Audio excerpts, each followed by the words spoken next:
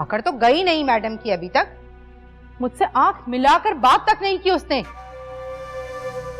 सौतेली सही, लेकिन कम से कम मुझे अपनी मां तो समझती।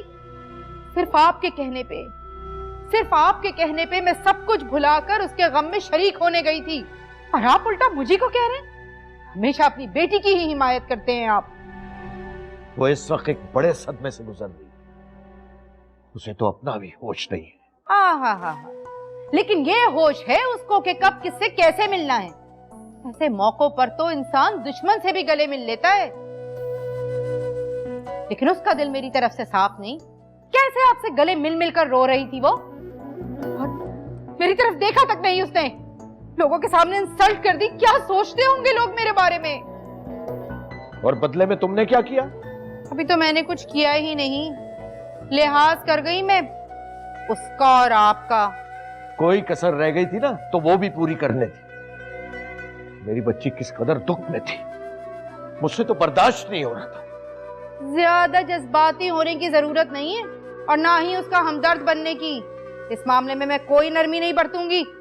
और ये भी सुन लें, गलती से भी ये ख्याल दिल में ना लाइएगा कि उसे इस घर में लाएंगे।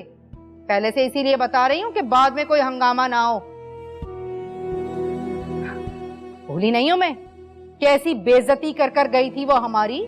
माँ बाप ऐसे दुख के लम्हों में उन बच्चियों का साथ देते हैं जो दुनिया के सामने अपने माँ बाप की लाज रखती हैं, इज्जत से। जहां माँ बाप के हैं वहां शादियां करती हैं। उस जैसी घर से भाग जाने वाली लड़कियों का साथ नहीं देते।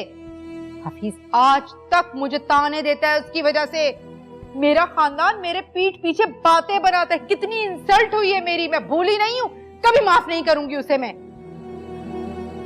तुमसे बहस में कौन जीत सकता है? प्लीज खामोश हो जाओ, मैं पहले ही बहुत परेशान हूं।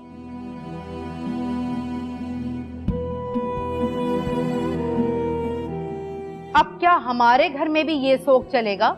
जाओ यहां से, मुझे थोड़ी देर के लिए तनहा छोड़ दो। मनाएं, अकेले बैठ के सोग मनाएं।